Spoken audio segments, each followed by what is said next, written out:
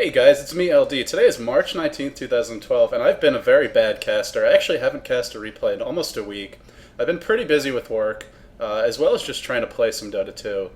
So I apologize for taking so long between these replays, and I plan on grinding out probably 4 or 5 casts today.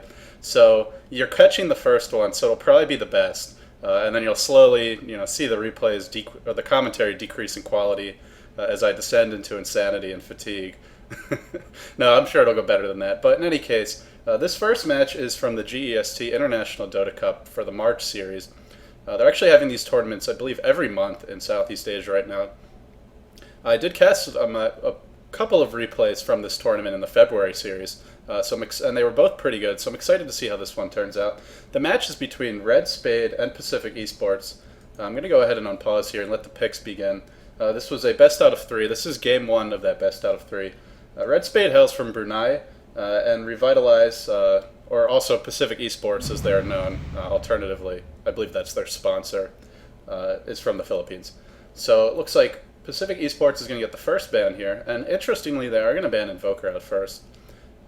So, Invoker, pretty good crowd control. Really, if you've ever watched an Invoker professional game, you know why this hero gets banned. He's just so annoying to deal with. This is 6.73C, so the nerfs to Tornado and EMP have not come out yet. I'm actually not sure how much those nerfs are going to impact his competitive viability.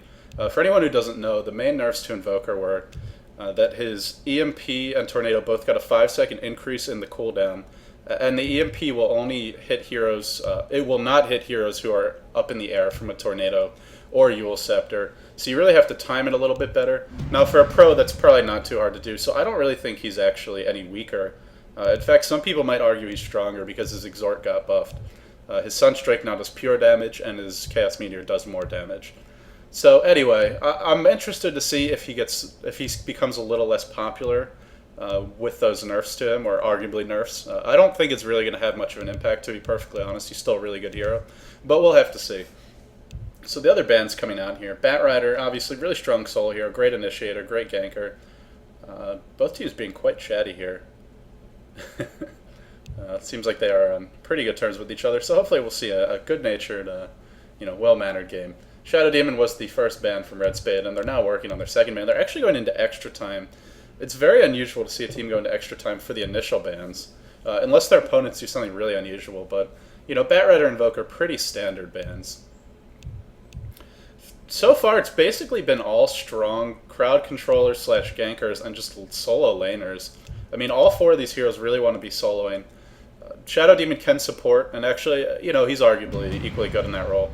But I really prefer to see him in the solo position, getting a quick level 6, max out of Shadow Poison fast, and really just dominating with some ganks. So finally, we're seeing actually another solo hero ban. So they're really going heavy on this. Lycan is still available, Syllabear is still available. A little surprised to see neither of those heroes banned. At this point, I think it makes sense for Redspade not to ban either hero, and then they can guarantee themselves at least one of the 2. Because if you ban Lycan, I can almost guarantee the enemy team's going to pick up Syllabear, and vice versa. So if you leave them both in the pool, you have a chance at least one. They're actually going to ban Queen of Pain, a very strong ganker, another good soloing hero. So both of these teams very concerned about sort of mid-game dominance heroes. And really not too many pushers aside from the Broodmother. So we'll have to see what the first pick is here. I would expect to see a Lycan from Pacific Esports. Actually going to go with Earthshaker. So, again, I would be surprised, but I saw this in the last game I cast between Velasi Esports and Mineski. The Southeast Asian teams definitely have a different approach to drafting. They seem to really favor these sort of ganking heroes, stronger early game laners, and teamfight heroes over, sort of the traditional, more pushy heroes that seem to be favored in the Chinese scene as well as the North American European scene. So Lycan's still on the board. I just can't believe that hero has not been picked or banned yet. Still not getting picked or banned.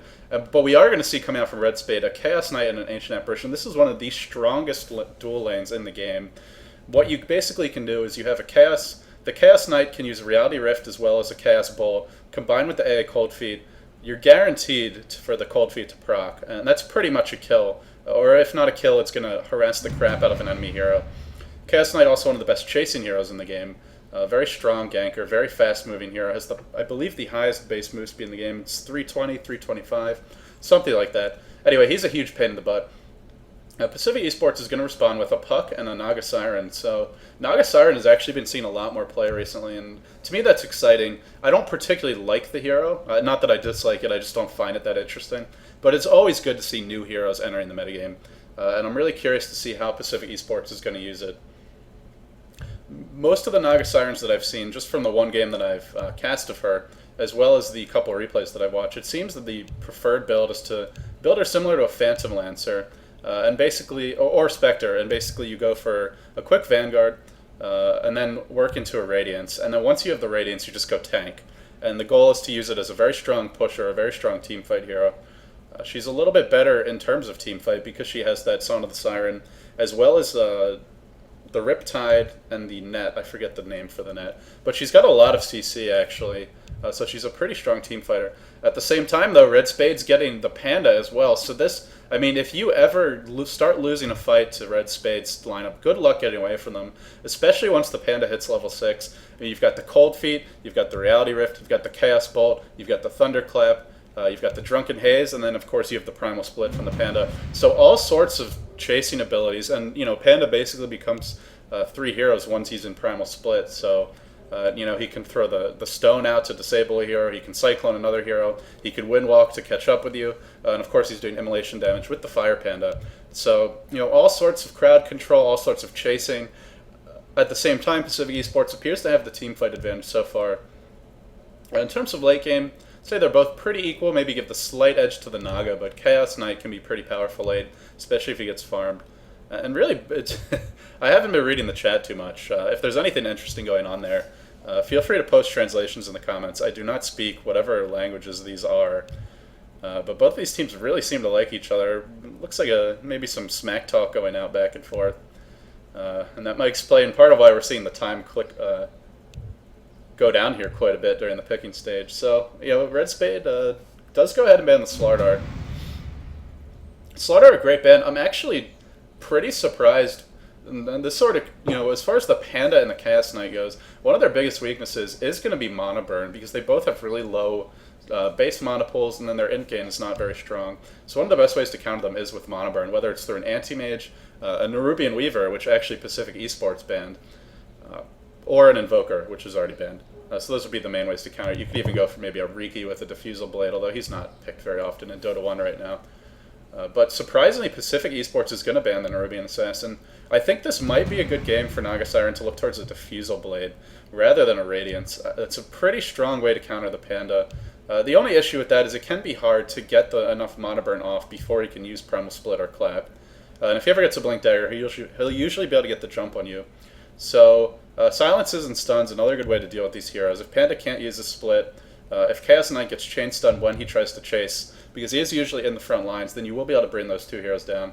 And so Lion going to be the choice here. I'm guessing it's going to be a support line, but we might see him solo mid. We could see the Lion solo mid with maybe the Naga Siren and the Earthshaker in a tri-lane, and the Puck soloing a side lane, probably the long lane.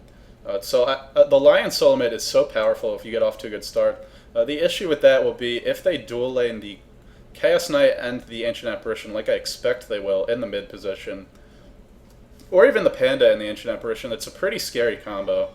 Although I think the Chaos Knight Ancient Apparition is a better combination. And Lion's going to have a real hard time surviving in that lane. He does have a chance. I mean, he could do it with great positioning, but it's pretty risky, and he's probably not going to get too much farm. So we'll see how they lane him. As my cat meows at me furiously, I am going to go ahead and let her in. So Crystal Maiden is the pick. Another great support come out for Redspade. The immediate reply of Obsidian Destroyer. And I'm going to let you guys sort of chew on those picks real quick while I go and deal with this feline monster. Be right back.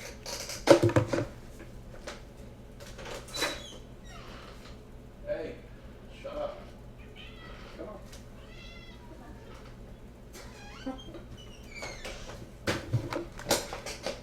Well, of course the cat meows, and then when I open the door, she runs away. And as soon as I close it, she'll come right back in, but so be it. So Redspade is really going for strong laning here. So to talk a little bit about this Obsidian Destroyer as well as the Lion, I actually wasn't thinking about it, but Lion does have the mana drain. I doubt he'll go for it early just because Hex is so good right now. Or say right now, actually in 6.74 it was buffed, but we're not going to see that in this game. This is 6.73C. That being said, Obsidian Destroyer can remove everyone's mana with Sanity's Eclipse, especially for these low intel strength heroes. So the only way to really block that would be a BKB, which I don't think we're going to see either Panda or Chaos Knight at any time, or in any sort of timely fashion in this game. So with the Obsidian Destroyer pick, we're definitely going to see Lion in a support role. I'm wondering how they're going to lane this. I think they're going to send Puck to the solo long position, Obsidian probably solo mid, and then a tri-lane, possibly with some roaming action with the Naga in the short lane. But we'll have to see. They could definitely do some other lanes. Definitely some flexibility. They might dual roam, and Redspade going really low on the picking time. They actually made that last pick with only 2 seconds left. Let's go ahead and introduce the players here. Well, once they select their heroes, anyway. For Redspade, we are going to have... Actually, I have Fog of War. Let's start with Pacific Esports, since they actually picked their heroes in a timely fashion. Lowy is going to be on that support Earthshaker. He does have the wards purchased. Exile, going to be playing that Puck. Santino going to be on the Harbinger, so in that hard carry role. I'm not sure how to pronounce this one. I'm going to just go ahead and call it Ems. Ems going to be on the line. And we are going to see Naga in the top lane, Iwi. I'm just going to call him Iwi. Sorry if I pronounce these names wrong. Feel free to correct me in the comments. Iwi on that Naga Siren. So it looks like we will see a dual lane with the Lion and the Naga, and possibly a dual lane bottom. Earthshaker being very aggressive with these wards. This is actually pretty dangerous by him. Normally I would not recommend doing this. He's going to put down a lane ward, and I believe, if we check the Scourge Vision, this will reveal the lane, so this allows them to know who's going to be in this bottom lane. I believe it blocks the camp as well. I'm not 100% sure, but we will see in a second. Anyway, to introduce Redspade real quick, we have Juan on the Priestess of the Moon, going to be soloing bottom from the looks of it. WF on the Chaos Knight, going to be dual laning mid with this Ancient Apparition, I assume. He already has a Smoke of Deceit purchased, as well as the Observer Ward, so he'll definitely be in that hard support role. We have Choco, going to be playing that Crystal Maiden, and Sugoi on that Panda. So very, very, very strong lanes for Redspade. They're going to have a bit more trouble in the mid-game if they don't push their early-game advantage. I mean, every single Scourge hero is pretty much an excellent team fighter. Even Lion, who's arguably a little bit more of a ganker, still very strong in the laning phase. Or in the mid-game phase, because his Impale is AoE and he does effect, so definitely not a hero to be trifled with. That might sound actually a bit loud, just going to lower that. So Obsidian going to be in this mid lane. This is a little bit of a dangerous lane, but if he is able to use Astral Imprisonment enough on the Chaos Knight, he should be okay. And he can also use Astral Imprisonment to dodge the Cold Feet, so nice job by him. Actually, I believe he can. I'm trying to remember. He can at least dodge part of it, I think. I don't know if he can completely dodge it. We'll have to see. I'll try to keep an eye on that as the game progresses. Yeah, there's definitely some mechanics things I'm still working on figuring out. Panda and Crystal Maiden are going to be very aggressive. I don't think Naga's going to have a very good time here. But even with the Lion supporting her, Crystal Maiden's just much stronger early game as a support. A lot of pings coming out. Earthshaker trying to support this Obsidian. So it looks like, he wants to be roaming, but he really can't leave this lane because of the dual lane mid. So, definitely important for that Harbinger to get a good start, as he is the Scourge's hardest carry. Naga Siren is a pretty decent late-game hero, but definitely not as strong as Obsidian. Obsidian is one of the strongest late-game heroes, just because of that pure damage orb. Pretty much if he hexes an enemy and he's got a decent amount of farm in the late game, he can insta-give a hero from full health. Even tankier heroes like Anti-Mage can go down pretty quickly, unless they have insane farm. The other reason I think he's a good pick in this game, now that I sort of look at the heroes a little more, is that none of the Sentinel heroes are great BKB carriers. Sure, you can get one on Chaos Knight or Panda, and it'll be okay, but it's not a great pickup. And BKB is really the best way to counter Obsidian, because it prevents him from using his orb. So yeah, he does use the Astral Imprisonment, and it does not completely block the Cold Feet, but it allows him to dodge some of the Cold Feet time from the looks of it. So, a decent counter, as we do see what looks like a little... just delivering a magic wand, so nothing too exciting yet. Now, I'm going to be really aggressive in this lane. And I'm wondering, that's because she knows she has the Earthshaker here to defend her, so that's a good reason, to be aggressive, I suppose, but you definitely want to be careful. Puck is actually going on the offensive versus Mirana. This is before Puck's changes to phase shift.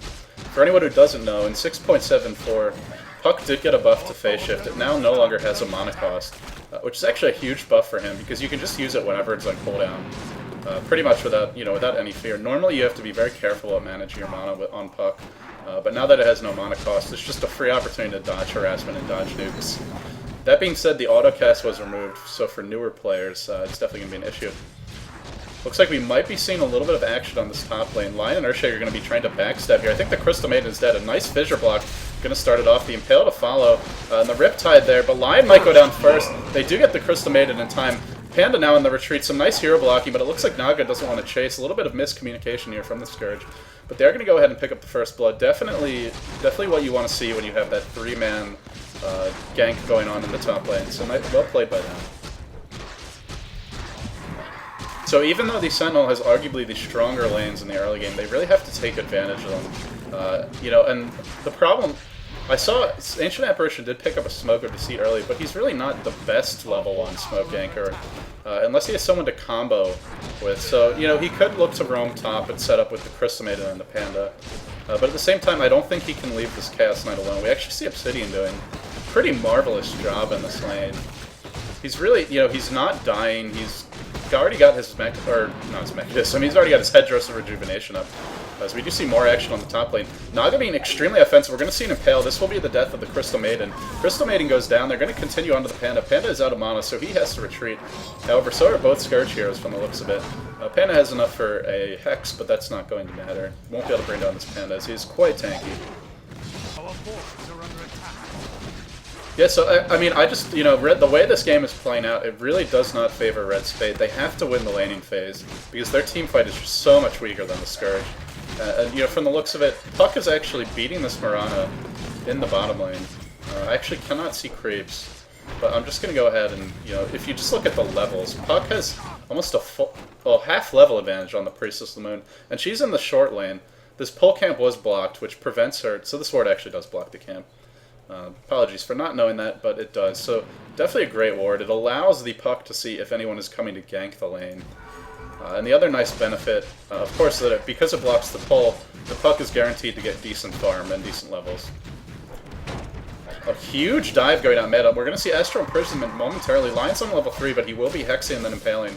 Hex first. Obsidian Destroyer not targeting the correct unit, but the Fissure comes in as well. This should be the death of Chaos Knight. He is so damn fast, but he is going to go down. Really excellent movement coming out from the Scourge team so far. This is one way to win your lanes, is even if you have the weaker laning heroes, just don't sit in the lanes. Get active, get mobile. As long as you have heroes who can, So for example, the Earthshaker comes top, he roams, he gets a kill or two for the Naga Siren, who actually opted for Mana Boots. Very interesting choice there. But, now that she's got a couple levels and some farm and her ultimate, she's safe. You don't have to worry about her getting killed. Of course, typical Southeast Asian game, you turn away for 1 second, you're going to miss some action. Earthshaker being extremely effective with this roaming. Already picked up the Boots of Speed. Picking off the Priestess of the Moon, who's soloing the short lane. I can't emphasize enough, she really should be winning this lane. Puck definitely has the more spammable nuke, but Priestess of the Moon has the better attack animation and the better attack range. And finally, Redspade's going to get on the board here with a kill. So well done by them. Actually, they already had one, so apologies there. But, really, they need to win this laning phase. So far, they're not doing it. And anyway, to return to my previous point, if you start getting those early ganks off and they're successful, then you can leave a hero alone who might otherwise not be able to win their lane. Like, if you just left Naga Siren alone at the start of the laning phase, she would lose this lane. There's no way she can beat a Crystal Maiden and a Panda by herself. That's just not going to happen. But now that she's, pretty much gotten the levels, gotten level 6, you can leave her alone and you can go roam with the Earthshaker. Set up kills mid, set up kills bottom. At this point, they've pretty much won all 3 lanes, so we're going to have to see how the Sentinel can reply. They have some decent mid-game power, but the problem is they're really not getting the levels so far. They only have 1 level 6. Meanwhile, the Scourge have 3 heroes that are already level 7. And even their supports are getting good levels. They're both level 4. 5-2 is the score so far. More action top, as I was just about to talk about the Mana Boots, but unfortunately not going to be able to yet. Net goes out onto the Panda. Will the Centaur stomp? He might be stomping. No, he's actually out of mana. That could have been the death of Panda if the Centaur had the stomp up, so kind of lucky for him. The Mana Boot's pretty nice, just because Lion is so mana intensive, as well as the Earthshaker. So from that perspective, it's a good pickup. It will also allow the Naga Siren to really be aggressive with spamming Riptide, which is a pretty strong harassment tool, especially on these squishy low armor heroes like Crystal Maiden. The Cold Feet, Reality Rift, Chaos Bolt combination. 4-second stun going on Obsidian, but he's too tank. He's already got the buckler up, going to be going for that mechanism. He's probably almost got it completed. So Santino here farming exceptionally well. In fact, he's going to have the mechanism in just 150 gold. So really well played by him, and definitely got a big boost from that roaming gang. Look how aggressive he's being. He's by himself. He's diving both heroes because he knows that the Ancient Apparition has no mana. Only 117 mana pool. And of course, Chaos Knight pretty much can use his combo once, then he's out of mana. One reason why you often see Chinese players opt for a Drum of Endurance, they don't normally go as well as a Magic Wand. I actually think Soul Ring wouldn't be a bad choice on him, especially if you're going for the Rain of Hell. Sanity's Eclipse, I believe, is going to miss. It's not going to matter, though. Just fantastic movement from the Earthshaker. Constantly being aggressive, and every time he ganks, he gets a kill for his team. So at this point, look how, all of these lanes are won. Naga Siren is farming past your tier 1 tower. She does have line in the rear to support, but nonetheless, early game, this Panda Crystal Maiden really should be more effective against the Naga Siren. Priestess of the Moon did come mid to try and help with that mid push. Unfortunately, really not able to get anything accomplished. Has picked up the bottle, still working on the boots. Meanwhile, Puck already has phase boots completed. They're going to be going for that Blink Dagger, and almost has it. Once Puck gets the Blink Dagger, it's going to be lights out for this Sentinel lineup. I really don't see how they're going to be able to win this game. Just because the Scourge lineup is so strong in the mid game. They have so many... I've said it before, I'll say it again. You're just not going to win mid game against the Scourge lineup unless you have a big advantage. And right now, the Sentinel are at a big disadvantage. Obsidian is pretty much by himself driving 3 heroes back in the middle lane. He might actually use really greedy there, but the mechanism procs, I think he's going to go down anyway to the Cold Feet. Look how tanky he is, so much armor. Already 15 armor, he's actually going to live. Nice use of the Magic Wand. Lion might be able to turn this around if he's level 6. Is unfortunately not level 6, so no Finger of Death yet. But they may score a kill here on the Crystal Maiden anyway. The Impale goes out, one more auto attack will do it. Crystal Maiden going to go down. Look how aggressive these Scourge players are being. They have absolutely no fear. And they're going to continue the push now. So, 10 minutes into the game, they're threatening the Tier 2 mid with an extremely late game lineup. Between the Naga Siren as well as the Obsidian Destroyer, that early mechanism, definitely one of the best pushing items in the game, if not the best. Possibly only rivaled by something like, a Drum of Endurance or Necronomicon, as I missed a kill in the bottom lane. Podum dares to re-enter this lane, and that's just the death of her. Puck has the money for the Blink Dagger. Could pick it up, or maybe even opt for just another pushing item. I feel like if they just get a Vlad's, even though they only have 1 melee, or, 2 melee heroes, Earthshaker's really not going to be auto-tagging too much. A Vlad's would just be so good in terms of pushing, maybe even a Necro Book. And I believe they can just look to go for high ground at this point in the game. Panda's going to dive in. He has no mana. He can't use his ultimate. No Primal Split for you, Panda. This Panda is just absolutely useless right now. Fantastic item selection coming out from the Scourge, or not item selection, hero selection coming out from the Scourge.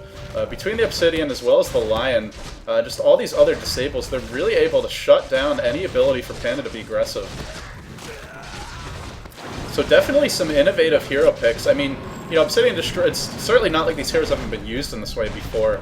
But really the whole, the collection of heroes, the early movement, really well played by Pacific Esports. They want to threaten high ground, but I think they might need to back up. They definitely want to have this Puck with them. And I think this would be a good time to look towards pushing the Tier 1 on the bottom lane or the middle lane. The bottom lane is quite, or on the top lane, excuse me. The bottom lane Tier 1 is quite low already, so you only 179 health, almost in deny range. The Sentinel really can't defend it. This is a free tower. And one of the ways to tell this is a free tower is not only is the score just really lopsided, 10-2 already. But more importantly, the map controls really far in favor of the Scourge. If you look at all 3 lanes, they're pretty much all at the river or past the river. If you just sort of draw a dividing line down the middle of the map, this is normally where the creep equilibrium will be if it's an even game. All 3 lanes will be around here, here, and here. But of course, in this game, they're all pretty much way past the river, really favoring the Scourge. No, I drew down here. I meant to draw, over here. So, apologies for that. But anyway, no big deal, as we do see the Scourge going to be going for the Tier 2 bottom. Sentinel going to try to defend. I don't think they can do anything. Maybe if they have a Priestess of the Moon ult to initiate. But honestly, Naga Siren already with the Vanguard, going for that very tanky build. Wonder how much gold she's sitting on. Iwi's sitting on 900 gold, so I wouldn't be surprised to see him go for a Vlad's. I think it would actually be a great choice. I normally don't like an early Vlad's on a hero like a Naga Siren, as it's not going to be too effective until you buff up your illusions more with something like a Manta or a Diffusal Blade, or even a Radiance. But in this case, they're just so far ahead, I think they can just push to victory. Obsidian just going balls deep here, really not afraid of anything. He's fighting 3 heroes. I think this is going to be a bit of a feed here. No, he's actually going to pick off the Priestess of the Moon. And meanwhile, the whole team has arrived in support. They go ahead and they take out the Crystal Maiden. They're going to look to continue the chase. Puck actually diving the base here by himself. What a boss. He should be able to get out. Doesn't have the Blink Dagger. Probably will be able to get out. Yeah, really nice work by the Puck. Using that Illusory Orb as well as the Phase Shift to get away. Chaos Knight is definitely not where he wants to be. That's a white man in the hood if I've ever seen one, and he's going to pay for it with his life. That's not his neighborhood, and he's going to pay.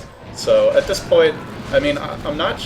Puck is sitting on a lot of gold. What is this guy going to buy? He's got something on the courier. Probably the Blink Dagger. This is a fat courier for this early in the game. Sitting on like 6k gold of items. Double 4-staff, Blink Dagger, Bracer, and a TP scroll. That is it. That's probably the most farm courier, or Jack courier I've ever seen.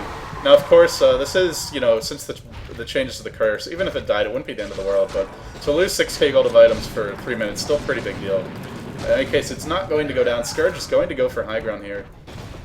It looks like Naga will be going for Drum of Endurance. An excellent choice when you want to be threatening the Rex. And because Naga Siren has Song of the Siren, they can really get this Rex with ease. If they ever get into trouble, they can always use that to escape, or to finish off a building. Song of the Siren will go out. Oh, excuse me, you can't use it to finish off building anymore. Huge Echo Slaying comes out from Earthshaker, doing crap loads of damage, combined with the Sanity's Eclipse. Everyone's going to go down pretty much on the Sentinel side, or be extremely low. Panda does use the Primal Split, will pick off the Earthshaker. I think they can still get this tower, though. Look how tanked this Obsidian is. He's got almost 17 armor. That's over 3 times what the Panda has. Almost 6 times what the Ancient Apparition has. Looks like Chaos Knight has left the game. That's pretty much GG. This game has been over since really the 5-minute mark. The Sentinel picked a lineup that had to win early, and it did not. So at this point, there's just not too much they can do. But anyway, I apologize for that. Actually, well, the last time I watched a Dota 1 game, or played a Dota 1 game rather, with Naga Siren, you could use her Song of the Siren to sleep your opponents, and it wouldn't affect buildings. So you could actually use it to cheesily backdoor or just push. But of course that has been changed, so I apologize for, you know, a little bit of rustiness in terms of the mechanics. It looks like Puck gonna eat the area, the Phase Shift, unfortunately wearing it off exactly the right moment. But this game is over. I mean, 15-minute racks already going out. Obsidian Destroyer undoubtedly sitting on a pile of gold. Yeah, 2,900 on him. Naga Siren probably sitting on a bunch too. Monster kill! Monster kill coming out on the Obsidian. Some huge aggression. I mean, this game is basically over at this point. So I'm actually just going to start doing my, you know, end-of-game analysis here. As it looks like the Sentinel will attempt to hold on for a little bit, but there's really no point. I mean, there's just nothing they can do. So to sort of recap, what the Scourge did was actually quite brilliant. The Obsidian pick was, I think, really what won them the game. That and just the excellent early game aggression. The Obsidian just so good against all these low monocle heroes if he gets off to a decent start. And they got him that easy start because they had the Earthshaker and the line being very aggressive in terms of roaming. Yeah, they set up the Naga to be safe in the top lane, and then they left her to go gank mid. And once they got that gank off mid, Obsidian just completely dominated the lane. He was already doing pretty well to begin with, just because he can use that Astral Imprisonment to really prevent the AA and Chaos Knight from getting off their combo consistently. So the Scourge, with the mechanism, with the Drum of Endurance, is going to be going for the second lane of racks here. I don't really think there's anything... Oh, Puck. This Puck is ridiculously far, but I thought that 4-staff was going to be for someone else. Perhaps... actually, I don't know what I thought it was going to be for, but I didn't think he was going to have a 4-staff and a Blink Dagger. Man, that guy is so farm. Normally 17 minutes is a good time to see maybe picking up the Blink Dagger and having a little bit of gold in the bank. But to have a completed 4-staff is just insane at this point in the game. Scourge waiting for Obsidian to, you know, finish farming here. I don't know what he's delaying for. You know, gotta get that BKB, bro. He definitely does not need that. But with the BKB, there's literally nothing the Sentinel can do. They have no counters to the BKB. Just some right-click damage. Actually, just the only thing I want to check right now is if Priestess of the Moon ever got her ultimate. Oh, actually, I can't see it. Yeah, I can't see it here. That's the only thing I could think of that maybe the Sentinel could have done differently. Besides, you know, perhaps being a little bit more careful in the early game, is having that Priestess of the Moon ultimate up and trying to use it to set up a gank. But honestly, I don't think it would have mattered. Even by the time she hit level 6, they were so far behind that... I mean, if there was a gold graph in this game, they'd probably be behind... or be behind like a... they'd probably be behind like $1 billion gold at this point. I mean, this is ridiculous. This is like Warren Buffett compared to some guy who's in the soup kitchen in terms of the gold differential here. The Obsidian's got 3 big items, and I think most of these Sentinel heroes have 0. The Priestess of the Moon still working on the tread at 17 minutes. Pretty much everyone just having basic boots. I actually didn't realize this game was such a stomp. It got an 8.0 rating on Go2 Gamers. So, sorry if it was a little one-sided. I believe the second game between these two teams was a lot closer and got a really good rating. So definitely check that one out. I'm going to actually be casting it as soon as I get a glass of water. Triple kill comes out from Obsidian Destroyer. Really just abusing this lead. Going to be going for the Rampage here. Already got the Ultra kill. GG comes out from Juan. They finally give up. You know, props to them for being, you know, never giving up and never surrendering, but it's definitely time to concede defeat. The players are going to be leaving the game, so that's going to do it. I actually don't... I kind of want to wait for the final score screen. I'm just going to go ahead and speed it up at this point. Oh, wait, I don't get it. Sorry. My apologies. You actually don't get the final score screen, I believe because the Observer was in the wrong slot. So anyway, I'm a noob at casting Dota 1. Try to get better at it. But that game was over 10 minutes. Really well played by Pacific Esports. I think they really outpicked Redspade, and then more importantly, the Earthshaker was just so effective roaming in the early game, combined with the Lion. The picks were fantastic. The execution of the strategy was even better. Really well played by Pacific Esports. So thanks for watching, guys. Again, I'm LD. I have been doing some Dota 1 and Dota 2 commentaries. If you enjoyed this commentary, please subscribe to my channel. I'll be right back, actually, with the next commentary. Of course, this isn't live, so you know, feel free to watch them at your own pace. Anyway, guys, again, thanks for watching. GG, and look forward to the next commentary.